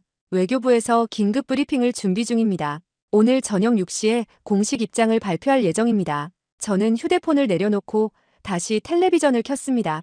국내 뉴스 채널들도 CNN 보도를 인용하고 있었습니다. CNN, 중국의 선제 공격 입증하는 영상 공개, 국제 군사 전문가들, 한국 해군 대응 정당하다 평가, 한도윤 대령, 교과서적 위기 관리 보여줘. 논조가 완전히 바뀌었습니다. 이틀 전만 해도 저를 무모한 지휘관으로 비난하던 언론들이 이제는 저를 영웅으로 칭송하고 있었습니다. 여론도 급변했습니다. 포털 사이트 실시간 검색어 1위가 한도윤 대령 진실이었습니다. 댓글들을 읽었습니다. 역시 진실은 숨길 수 없다. 중국의 거짓말이 드러났다. 한도윤 대령에게 사과하라. 오후 4시 40분, 중국 외교부가 긴급 브리핑을 열었습니다. 베이징 특파원이 생중계로 상황을 전했습니다. 중국 외교부 대변인이 지금 연단에 나오고 있습니다. CNN 보도 이후 첫 공식 반응입니다. 화면 속 대변인의 표정은 굳어 있었습니다. 이틀 전의 자신감은 사라지고 없었습니다. 우리는 CNN의 보도에 유감을 표합니다. 그 영상의 출처가 불분명하며 편집되었을 가능성을 배제할 수 없습니다. 대변인이 준비된 발표문을 읽었습니다. 우리는 여전히 한국 측의 과잉 대응이 문제라고 생각합니다. 이 사건에 대한 공정한 조사가 필요합니다. 하지만 기자들의 질문은 날카로웠습니다. 영상의 타임스탬프와 GPS 좌표가 모두 확인됐습니다. 편집이 아니라는 증거입니다. 이에 대해 어떻게 생각하십니까? 레이더 데이터는 조작이 불가능합니다. 중국이 먼저 발표한 게 명백한데 왜 여전히 한국을 비난하십니까? 대변인이 당황하는 모습이 역력했습니다. 그건 우리는 추가 조사가 필요하다고 생각합니다. 그는 더 이상의 질문을 받지 않고 황급히 연단을 떠났습니다. 중국의 주장이 무너지는 순간이었습니다. 거짓말이 진실 앞에 굴복하는 순간이었습니다. 저녁 6시 정각, 대한민국 외교부가 긴급 브리핑을 시작했습니다. 외교부 대변인이 단호한 표정으로 발표문을 읽었습니다. 대한민국 정부는 이번 서해 사태에 대한 명확한 입장을 밝힙니다. 중국 해군이 우리 민간 선박에 대해 정당한 이유 없이 무력을 사용했습니다. 이는 국제법 위반이며 우리는 이에 대해 강력히 항의합니다. 대변인이 카메라를 똑바로 바라봤습니다. 우리 해군의 대응은 정당했습니다. 한도윤 대령과 이순신함 승조원들은 국민의 생명과 재산을 지키기 위해 최선을 다했습니다. 정부는 그들의 헌신에 감사를 표합니다. 감사. 그 단어를 듣는 순간 제 눈시울이 뜨거워졌습니다. 이틀 전만 해도 저는 조사를 받는 문제아였습니다. 희생양 후보였습니다. 하지만 이제 정부가 저를 지지하고 있었습니다. 진실이 드러나자 모든 것이 바뀌었습니다. 휴대폰이 또 울렸습니다. 작전사령부였습니다. 한 대령, 대기 발령이 해제됐습니다. 내일부터 복귀하십시오. 복귀라니, 이순신함으로 돌아간다는 말씀입니까? 그렇습니다. 그리고 국방부 장관님께서 직접 격려 방문을 하실 예정입니다. 준비하십시오. 전화가 끊어졌습니다. 저는 창밖을 바라봤습니다. 서울의 하늘이 맑았습니다. 며칠 만에 보는 푸른 하늘이었습니다. 오후 9시 30분, 인터넷 커뮤니티들이 폭발했습니다. 한도윤 대령 복귀 확정. 국방부 이순신함 승조원들에게 포상 검토. 중국 사과 압박에 침묵. 댓글들이 쏟아졌습니다. 대한민국 만세. 한도윤 대령 진정한 군인이다. 이게 바로 국격이다. 저는 그 댓글들을 하나하나 읽었습니다. 국민들의 응원이 제 가슴을 뜨겁게 했습니다. 며칠간의 고통이 눈 녹듯 사라졌습니다. 저는 혼자가 아니었습니다. 이순신함 승조원들도 국민들도 모두 제 편이었습니다. 저는 제복을 꺼냈습니다. 계급장을 다시 닦았습니다. 대령, 이 계급장이 이제는 가볍게 느껴졌습니다. 명예가 회복됐으니까요. 거울을 봤습니다. 며칠간 수척해진 얼굴이었습니다. 하지만 눈빛만은 살아있었습니다. 저는 거울 속 제 모습을 향해 경례했습니다. 한도윤 대령, 임무에 복귀합니다. 그렇게 중얼거렸습니다. 내일부터 다시 시작이었습니다. 서해로 이순신함으로 제자리로 돌아가는 것. 그리고 이번엔 명예롭게 당당하게 돌아가는 것이었습니다. 자정이 지났습니다. 침대에 누웠지만 잠이 오지 않았습니다. 며칠간의 일들이 주마등처럼 스쳐 지나갔습니다. 서해의 어둠, 중국 군함의 포화, 타오르는 온누리 2호, 그리고 제가 내린 결단, 모든 순간이 생생했습니다. 제가 옳았을까요? 여전히 확신할 수 없었습니다. 하지만 한 가지는 확실했습니다. 그 순간 저는 제가 할 수 있는 최선을 다했다는 것, 그리고 그 최선이 결국 진실로 인정받았다는 것. 저는 조용히 눈을 감았습니다. 내일은 새로운 날이었습니다. 서해가 저를 기다리고 있었습니다. 이순신함이 저를 기다리고 있었습니다. 그리고 저도 그곳으로 돌아가고 싶었습니다. 제자리로. 2월 17일 오전 10시 정각, 평택항 제2부두에 도착했습니다. 검은색 승용차에서 내리는 순간 제 눈앞에 펼쳐진 광경에 숨이 멎었습니다. 이순신함의 전 승조원 235명이 갑판에 도열해 있었습니다. 그들 모두가 차렷 자세로 저를 바라보고 있었습니다. 함수부터 한미까지, 1층 갑판부터 3층까지 온 함정이 저를 맞이하고 있었습니다. 저는 천천히 걸어갔습니다. 함께 온 국방부 관계자가 제 옆에서 속삭였습니다. 대령님, 저들이 사흘 전부터 함정을 청소하고 준비했답니다. 함장님 복귀를 기다리면서요. 제 눈시울이 뜨거워졌습니다. 현수막이 함교에 걸려 있었습니다. 한도윤 함장님 환영합니다. 손으로 직접 쓴 글씨였습니다. 삐뚤삐뚤하지만 진심이 담긴 글씨였습니다. 저는 승강구를 올라 갑판에 발을 디뎠습니다. 김도현 중령이 앞으로 나왔습니다. 그는 차렷 자세로 거수 경례를 했습니다. 이순신함 부함장 김도현 중령, 함장님 복귀를 보고합니다. 그의 목소리가 떨렸습니다. 저도 경례로 답했습니다. 한도윤 대령 복귀했습니다. 그 순간 갑판위 235명이 일제히 함성을 질렀습니다. 함장님! 함장님! 환호성이 평택항 하늘을 울렸습니다. 저는 더 이상 눈물을 참을 수 없었습니다. 김도현 중령이 제 손을 잡았습니다. 함장님, 정말 잘 돌아오셨습니다. 그의 눈에도 눈물이 맺혀 있었습니다. 저는 그의 어깨를 두드렸습니다. 김중령 수고했습니다. 제가 없는 동안 함을 잘 지켜줘서. 제가 뭘 했습니까? 함장님이 하신 일에 비하면. 그가 고개를 저었습니다. 저는 승조원들을 향해 걸어갔습니다. 한 명 한 명과 악수했습니다. 포술장교, 레이더 요원, 음탐 상사, 기관장, 의무관 모두가 제 손을 꼭 잡았습니다. 어떤 이는 함장님 자랑스럽습니다라고 말했고 어떤 이는 그저 눈물만 흘렸습니다. 저도 한 명 한 명에게 감사를 전했습니다. 여러분이 있어서 제가 여기 돌아올 수 있었습니다. 오전 11시 30분 국방부 장관이 도착했습니다. 의전 차량에서 내린 장관은 육군 대장 출신이었습니다. 저는 차렷 자세로 경례했습니다. 한도윤 대령 국방부 장관님을 영접합니다. 장관이 경례로 답하고 제 손을 잡았습니다. 한 대령 고생 많았습니다. 대한민국 해군의 자랑입니다. 황송합니다, 장관님. 장관은 함교로 올라갔습니다. 승조원들이 다시 도열했습니다. 장관이 마이크를 잡고 말했습니다. 이순신함 승조원 여러분, 국방부 장관으로서 여러분께 감사와 격려의 말씀을 전합니다. 지난 2월 13일 새벽 여러분은 대한민국의 바다를 지켰습니다. 우리 국민을 지켰습니다.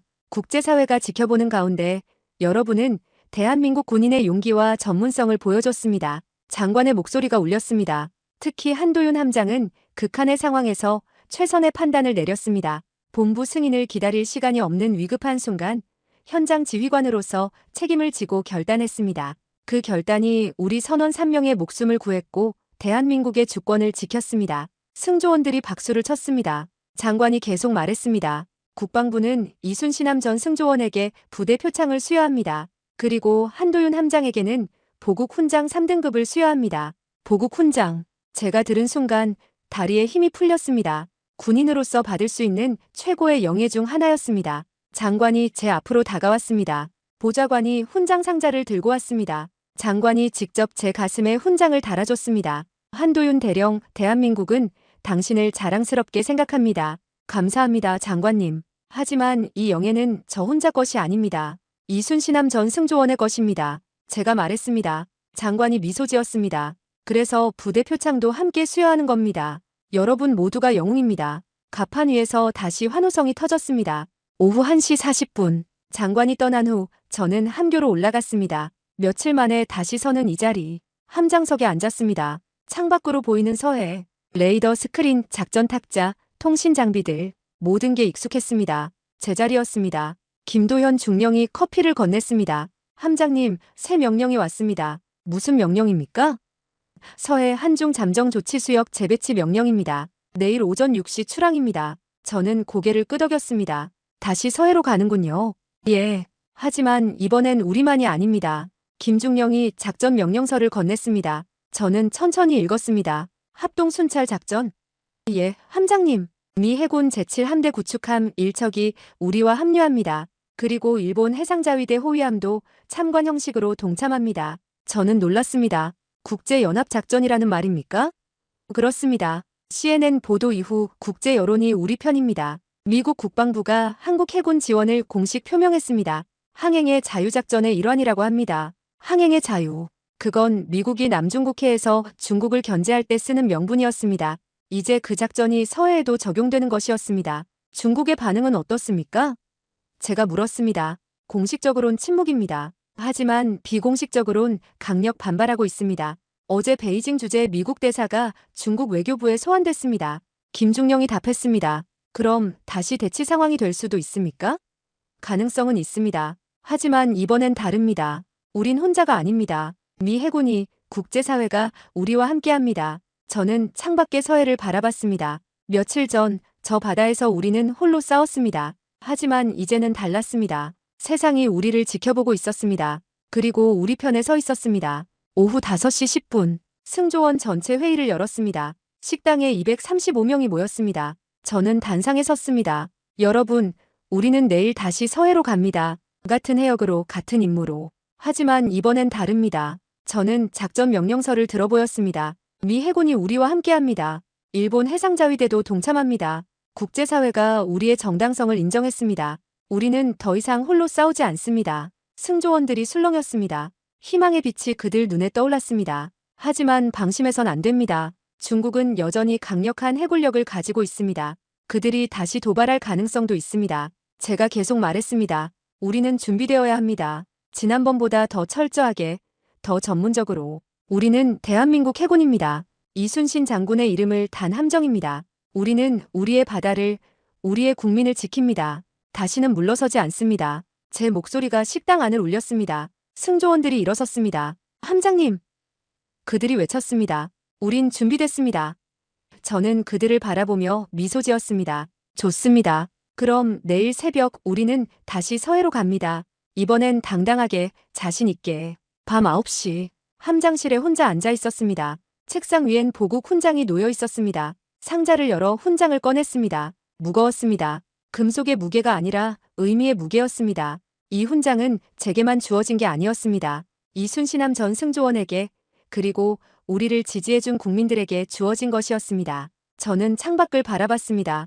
평택항의 야경이 반짝였습니다. 저 너머 서해가 있었습니다. 내일이면 우리는 다시 그곳으로 갈 것입니다. 하지만 이번엔 두렵지 않았습니다. 우린 준비되어 있었으니까요. 그리고 우린 혼자가 아니었으니까요.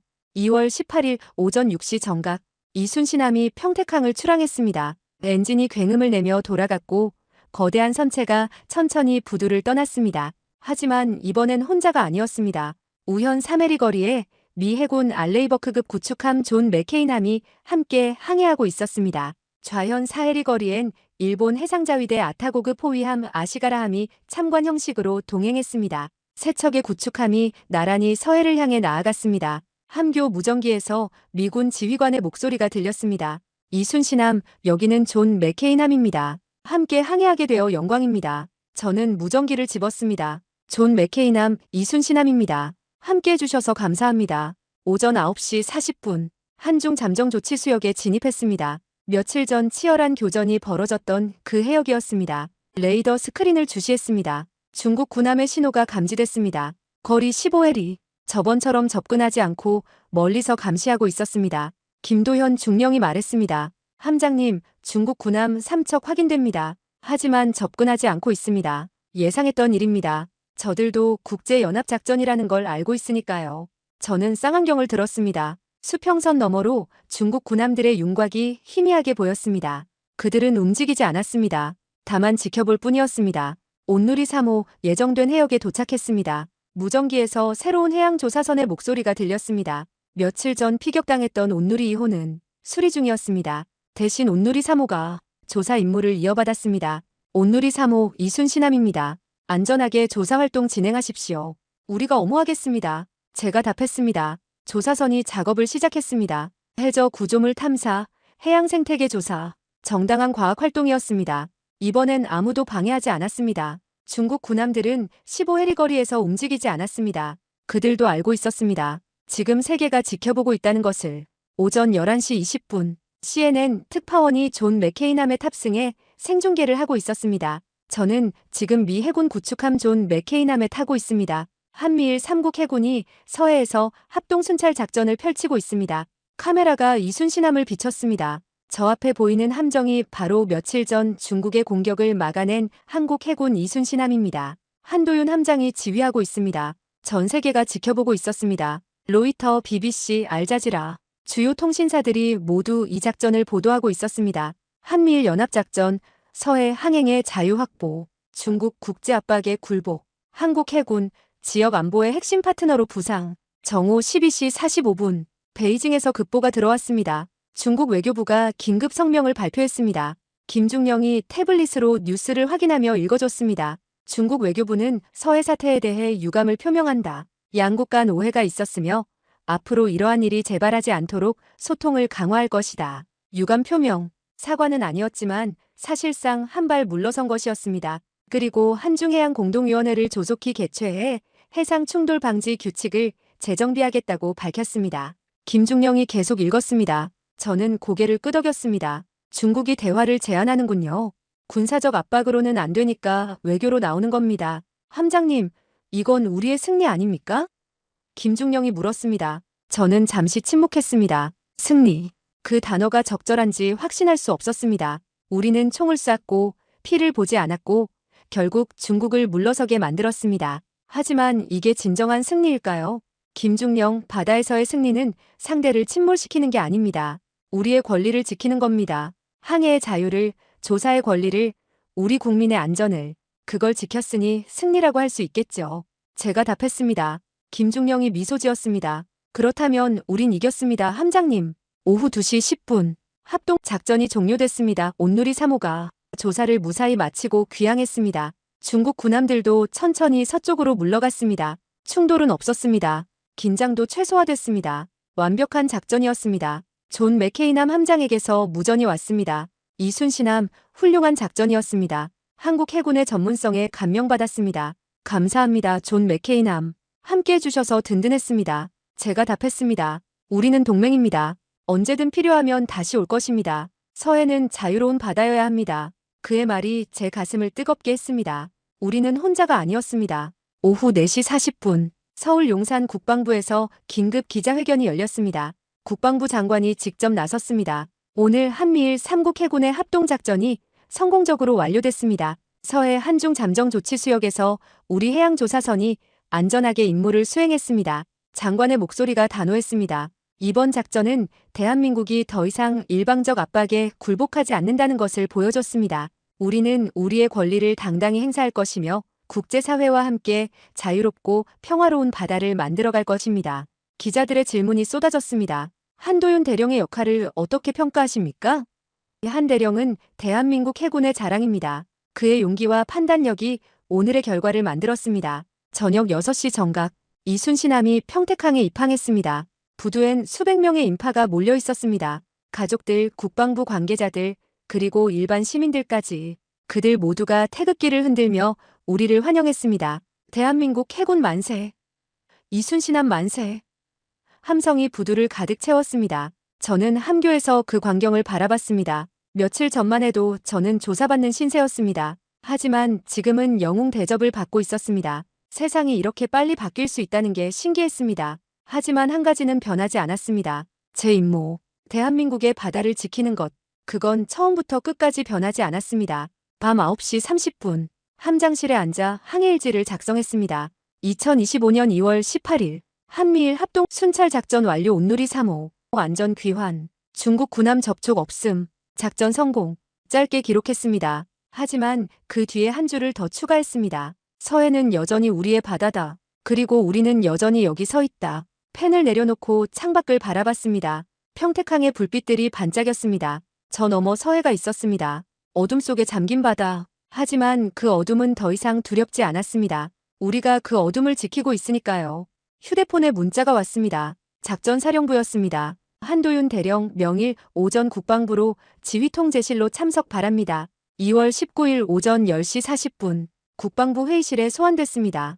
어제의 승리에도 불구하고 분위기는 무겁고 차갑습니다. 합참의장과 작전참모 그리고 국방부 차관이 앉아 있었습니다. 저는 차렷 자세로 섰습니다. 한도윤 대령 앉으십시오. 차관이 말했습니다. 목소리에 온기가 없었습니다. 저는 의자에 앉았습니다. 차관이 서류를 넘기며 입을 열었습니다.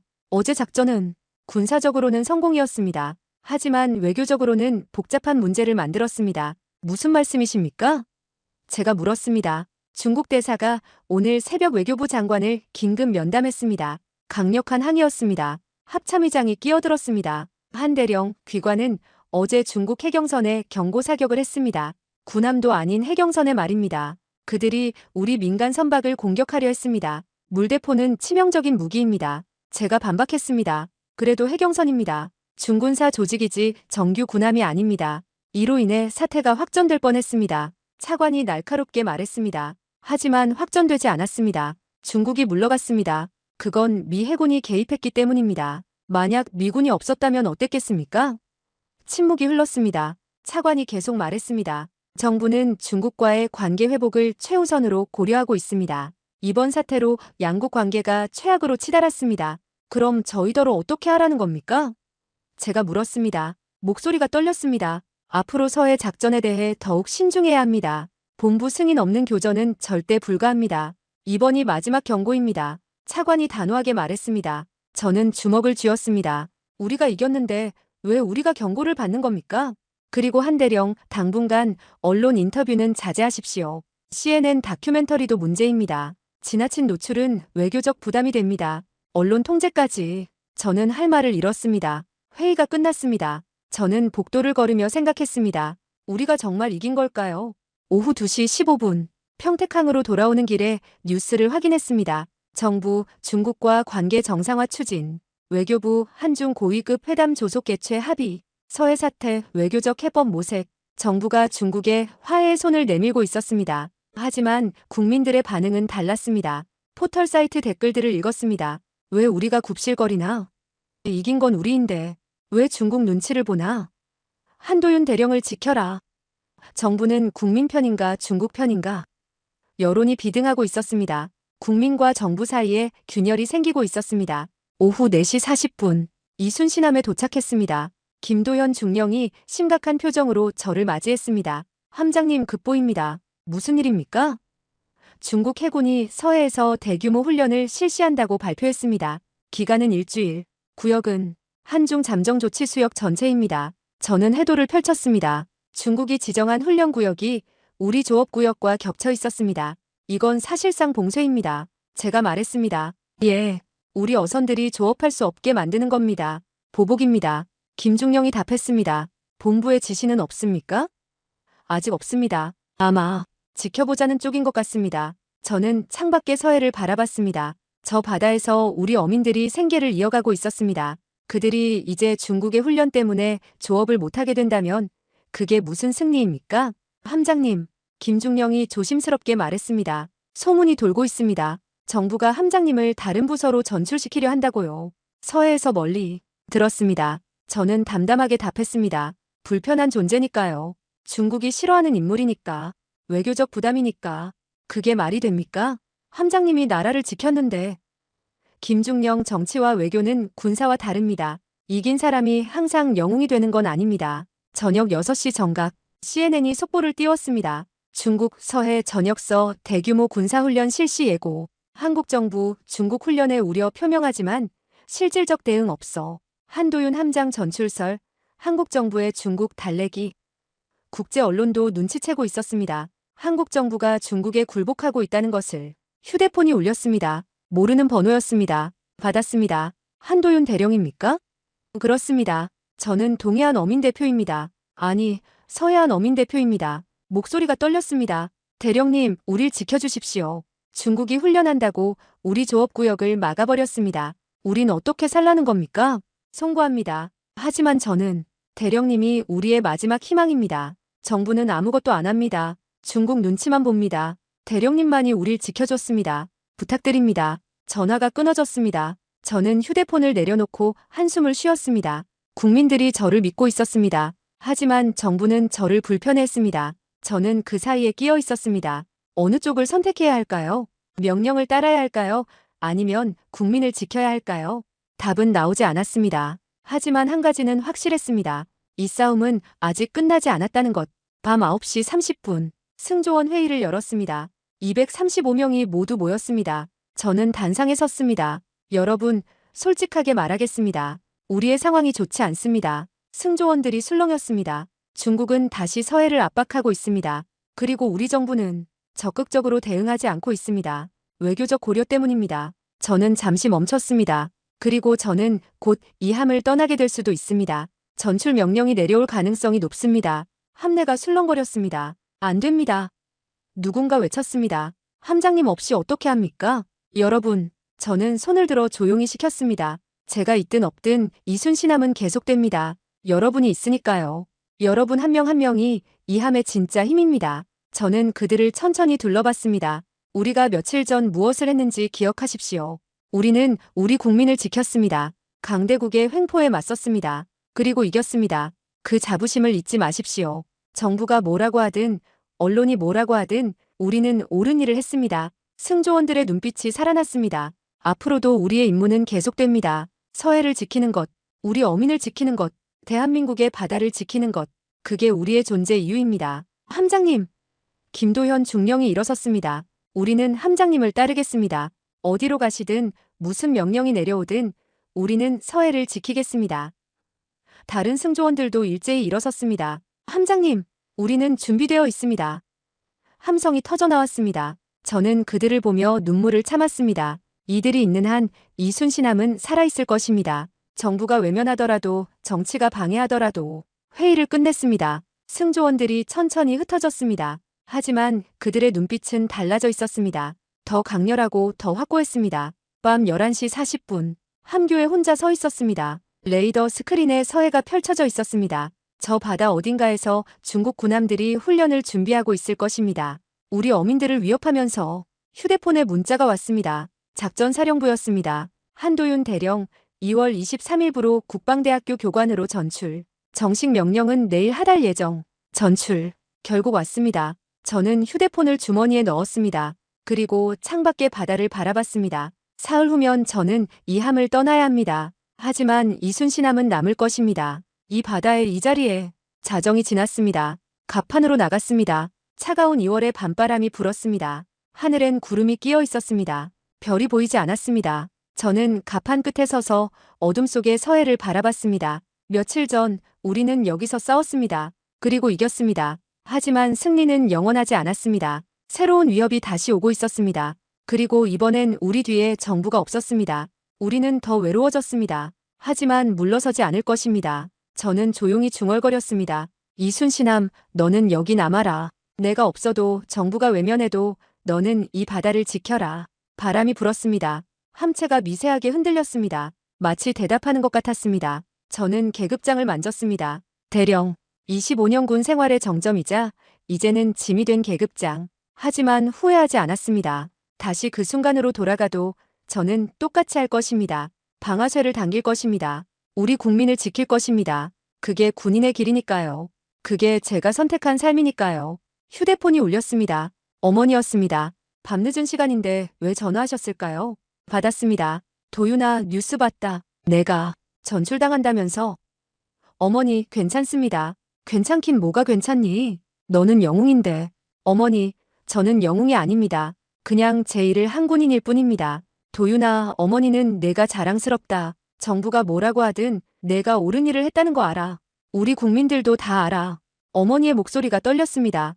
고맙습니다, 어머니. 아들아, 앞으로도 떳떳하게 살아라. 내 뒤에는 어머니가 그리고 이 나라 국민들이 있단다. 전화가 끊어졌습니다. 저는 휴대폰을 쥔 채 한참을 서 있었습니다. 그렇습니다. 저는 혼자가 아니었습니다. 정부가 외면해도 국민이 저와 함께 있었습니다. 이순신함 승조원들이 함께 있었습니다. 그것만으로 충분했습니다. 2025년 2월 19일 자정, 서해는 어둠에 잠겨 있었습니다. 하지만 그 어둠 속에서 이순신함은 깨어 있었습니다. 불빛을 밝히고 레이더를 돌리고 승조원들이 당직을 서며 우리는 여기 있었습니다. 정부의 지지가 없어도 정치적 압박 속에서도 새로운 위협 앞에서도 우리는 물러서지 않았습니다. 물러설 수 없었습니다. 왜냐하면 저 바다 너머에 우리가 지켜야 할 사람들이 있었으니까요. 저는 마지막으로 서해를 바라보며 다짐했습니다. 사흘 후 제가 이 함을 떠나더라도 이순신함의 정신은 남을 것입니다. 그리고 언젠가 다시 한번 이 바다에서 우리는 싸울 것입니다. 더 당당하게, 더 강하게. 그때까지 이순신함은 여기 서 있을 것입니다. 2월 20일 오전 5시 10분, 전출 명령이 하달되기 이틀 전 새벽이었습니다. 함교 무전기에서 급박한 목소리가 터져나왔습니다. 이순신함, 긴급 상황입니다. 여기는 어선 대성호, 중국 해경선이 우리 그물을 절단하고 있습니다. 저는 잠에서 깨어 급히 함교로 뛰어갔습니다. 김도현 중령이 이미 레이더를 확인하고 있었습니다. 함장님, 우리 어선 12척이 중국 해경선 5척에게 포위당했습니다. 위치는 한중 잠정 조치 수역 우리 측 수역입니다. 거리는 15해리. 전속력이면 40분 소요됩니다. 저는 즉시 명령했습니다. 전속력 출항, 전승조원 전투 배치. 함장님, 김중령이 제 팔을 잡았습니다. 본부 승인이 없습니다. 이틀 후면 전출이십니다. 지금 나가시면. 김중령, 우리 어민들이 공격받고 있습니다. 승인을 기다릴 시간이 없습니다. 저는 그의 손을 떼어냈습니다. 하지만 이번엔 미군도 없습니다. 우리만입니다. 정부 지원도 없고요. 그래도 가야 합니다. 우리가 안 가면 누가 갑니까? 저는 함내 방송 마이크를 집었습니다. 전 승조원에게 알립니다. 이것이 제가 이순신함 함장으로서 내리는 마지막 출격 명령이 될 수도 있습니다. 하지만 우리 어민들이 위험에 처해 있습니다. 우리는 갑니다. 지금 당장. 경보음이 울렸습니다. 이순신함이 평택항을 박차고 나갔습니다. 새벽 바다를 가르며 전속력으로 질주했습니다. 7,500톤의 거대한 선체가 파도를 뚫고 나아갔습니다. 오전 5시 52분 현장에 도착했습니다. 육안으로 상황이 보였습니다. 중국 해경선 5척이 우리 어선들을 포위하고 있었습니다. 그중 가장 큰 5,000톤급 해경선이 대성호의 그물을 자르고 있었습니다. 어민들이 갑판에서 필사적으로 항의하고 있었지만 중국 해경은 아랑곳하지 않았습니다. 중국 해경선에게 경고 교신하십시오. 제가 명령했습니다. 통신 담당자가 개방 채널로 송신했습니다. 여기는 대한민국 해군 구축함 이순신함이다. 귀선들은 지금 우리 관할 수역에서 우리 어선을 공격하고 있다. 즉시 중지하고 이 해역을 이탈하라. 중국 측에서 답신이 왔습니다. 비웃는 듯한 어조였습니다. 여기는 중국 해경이다. 이곳은 우리 훈련 구역이다. 한국 어선들이 불법 침입했다. 너희 군함도 즉시 떠나라. 저는 이를 악물었습니다. 또다시 같은 거짓말이었습니다. 5인치 함포 경고 사격 준비. 목표 중국 해경선 5번함 전방 400m. 함장님, 이번엔 정말 본부 승인이 전혀 없습니다. 젊은 포술장교가 외쳤습니다. 승인은 제가 책임집니다. 발사. 포탄이 날아갔습니다. 중국 해경선 앞 400m 해상에서 거대한 물기둥이 솟구쳤습니다. 하지만 이번엔 달랐습니다. 중국 해경선들이 물러서지 않았습니다. 오히려 더 공격적으로 어선들에게 접근했습니다. 물대포를 준비하는 모습이 보였습니다. 함장님, 저들이 안 물러섭니다. 김중령이 외쳤습니다. 연속 사격. 전 해경선 전방에 집중 포화. 이순신함의 5인치 함포가 연속으로 불을 뿜었습니다. 5발의 포탄이 중국 해경선들 주변으로 쏟아졌습니다. 물기둥이 연달아 솟구쳤습니다. 마침내 중국 해경선들이 멈춰 섰습니다. 하지만 그때 레이더 스크린에 새로운 신호가 나타났습니다. 함장님, 중국 군함 4척, 거리 12해리에서 고속 접근 중입니다. 레이더 요원이 외쳤습니다. 중국이 준비하고 있었던 것입니다. 어선 분쟁을 미끼로 우리를 유인한 것이었습니다. 속도는 30노트, 20분 안에 도착합니다. 저는 빠르게 계산했습니다. 어선들을 대피시킬 시간은 충분하지 않았습니다. 우리가 여기서 버텨야 했습니다. 전 어선에게 통보하십시오. 즉시 남쪽으로 최대 속력 대피. 우리가 엄호하겠습니다. 어선들이 움직이기 시작했습니다. 느렸지만 확실하게 위험 지역을 벗어나고 있었습니다. 전투태세 3단계. 모든 무기 시스템 작동. 이순신함이 완전한 전투 상태로 전환됐습니다. 우리는 혼자였습니다. 미군도 일본도 정부 지원도 없이 오직 이순신함 한 척만이 중국 군함 4척과 맞서야 했습니다. 오전 6시 12분 중국 군함들이 6해리까지 접근했습니다. 선두함은 류양급 구축함이었습니다. 우리와 같은 급의 대형 구축함이었습니다. 그들의 함포가 우리를 겨누고 있었습니다. 김도현 중령이 제 옆에 섰습니다. 함장님, 우리가 이길 수 있겠습니까? 모르겠습니다. 하지만 해야 합니다. 중국 군함에서 교신이 들어왔습니다. 한국 군함, 즉시 이 해역을 떠나라. 이것이 마지막 경고다. 떠나지 않으면 우리는 발포할 것이다. 발포. 그 단어가 함교의 공기를 얼어붙게 만들었습니다. 저는 무전기를 집었습니다. 여기는 대한민국 해군 이순신함 함장 한도윤 대령이다. 우리는 우리 관할 수역에서 우리 국민을 보호하고 있다. 우리는 떠나지 않을 것이다. 쏘려거든 쏴라. 하지만 우리도 쏠 것이다. 침묵이 흘렀습니다. 김중령이 떨리는 목소리로 말했습니다. 함장님, 진짜 전쟁이 날 수도 있습니다. 그렇다면 그것도 우리 운명입니다. 중국 군함들이 전투 대형을 갖췄습니다. 우리를 포위하려는 움직임이었습니다. 하지만 바로 그때 통신실에서 외침이 들렸습니다. 함장님, 본부에서 긴급 교신입니다. 본부? 저는 무전기를 받았습니다. 합참의장의 목소리가 들렸습니다. 한도윤 대령, 듣고 있습니까? 예, 듣고 있습니다. 귀함의 상황을 파악했습니다. 지금부터 제7 기동전단 전 함정이 귀함을 지원합니다. 구축함 3척이 40분 후 도착 예정입니다. 그때까지 버티십시오. 구축함 3척. 지원군이 오고 있었습니다. 그리고 한대령. 의장의 목소리가 달라졌습니다. 정부 방침이 바뀌었습니다. 더 이상 중국에 굴복하지 않습니다. 국민 여론이 들끓고 있습니다. 귀관을 지지하는 목소리가 압도적입니다. 우리는 귀관과 함께합니다. 싸우십시오. 무전이 끊어졌습니다. 저는 승조원들을 바라봤습니다. 그들의 눈에 희망의 빛이 살아났습니다. 들었습니까? 우리는 혼자가 아닙니다. 제가 외쳤습니다. 지원군이 오고 있습니다. 40분만 버티면 됩니다. 함교 안에서 함성이 터졌습니다. 저는 중국 군함을 향해 무전했습니다. 중국 함대에게 통보한다. 대한민국 해군 증원 함대가 이 해역으로 향하고 있다. 40분 후면 귀함들은 우리 함대에 포위될 것이다. 지금 떠나면 무사히 돌아갈 수 있다. 선택하라. 중국 함대가 움직임을 멈췄습니다. 그들도 계산하고 있었습니다. 1대4에서는 이길 수 있지만 4대4가 되면 애매했습니다. 더군다나 국제 여론도 우리 편이었습니다. 10분이 지났습니다. 20분, 30분. 마침내 중국 함대가 방향을 틀었습니다. 후퇴하기 시작했습니다. 김도현 중령이 환호했습니다. 물러갑니다. 저들이 물러갑니다. 오전 7시 5분. 우리 증원 함대가 수평선 너머로 나타났습니다. 세종대왕함을 필두로 한 구축함 3척이었습니다. 장관이었습니다. 대한민국 해군의 주력 함정들이 일제히 나타난 것이었습니다. 세종대왕함 함장에게서 무전이 왔습니다. 이순신함 수고했습니다. 이제 우리가 인계받겠습니다. 감사합니다. 세종대왕함. 우리 어선들은 모두 안전합니다. 제가 답했습니다. 중국 함대는 이미 20해리 밖으로 물러나 있었습니다. 우리가 이겼습니다. 이번에도. 그리고 이번엔 정말로 완전하게. 김도현 중령이 제 손을 잡았습니다. 함장님 해내셨습니다. 정말로 해내셨습니다. 저는 창밖의 바다를 바라봤습니다. 우리 어선들이 안전하게 남쪽으로 항해하고 있었습니다. 그들을 지켰습니다. 끝까지. 오후 2시 40분. 평택항으로 돌아왔습니다. 부두엔 상상할 수 없는 광경이 펼쳐져 있었습니다. 수만 명의 인파가 몰려 있었습니다. 태극기를 든 시민들, 어민들, 학생들, 직장인들, 모든 세대가 한자리에 모여 있었습니다. 한도윤 대령 만세. 이순신함 만세. 대한민국 해군 만세. 함성이 하늘을 뒤흔들었습니다. 저는 갑판에 서서 그 광경을 바라봤습니다. 눈물이 흘렀습니다. 이번엔 참을 수 없었습니다. 김도현 중령도 승조원들도 모두 울고 있었습니다. 우리는 해냈습니다. 정부의 반대 속에서도 정치적 압박 속에서도 우리는 끝까지 해냈습니다. 그리고 국민들이 알아봐 주었습니다. 함장실로 돌아왔습니다. 책상 위에 새 명령서가 놓여 있었습니다. 열어봤습니다. 한도윤 대령 전출 명령 취소. 이순신함 함장 직위 유지.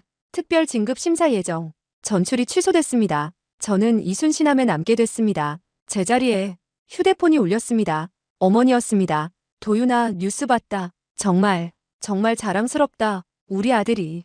어머니, 저는 그저. 아니야. 너는 영웅이야. 진짜 영웅. 나라를 구한 영웅.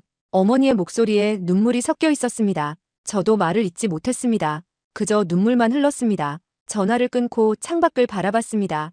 평택항의 부두에는 여전히 사람들이 남아 있었습니다. 그들은 떠나지 않고 우리를 바라보고 있었습니다. 저녁 9시 정각. 전국의 모든 뉴스가 오늘의 사건을 보도했습니다. 한도윤 대령, 정부 반대 무릅쓰고 어민 구출. 국민 여론의 정부 방침 전환. 대중국 강경책 채택. 서해. 이제 대한민국의 바다, 한국 해군, 지역 해양 질서의 새 강자로 부상. CNN도 BBC도 전 세계 언론이 우리를 보도했습니다. 그리고 그 중심에 이순신함이 있었습니다. 댓글들을 읽었습니다. 이제야 진짜 나라다운 나라가 됐다. 한도윤 대령, 대한민국의 자랑. 우리 손자들에게 이 이야기를 들려줘야겠다. 드디어 우리도 당당한 나라가 됐다. 국민들의 자부심이 느껴졌습니다. 그것이 진짜 승리였습니다. 밤 11시 50분. 갑판으로 나갔습니다. 김도현 중령과 주요 참모들이 함께 있었습니다. 우리는 아무 말 없이 서해를 바라봤습니다. 구름이 걷히고 별이 나타났습니다. 수없이 많은 별들이 밤하늘을 수놓고 있었습니다. 함장님, 김중령이 조용히 말했습니다. 우리가 정말 해냈습니다. 우리가 아닙니다.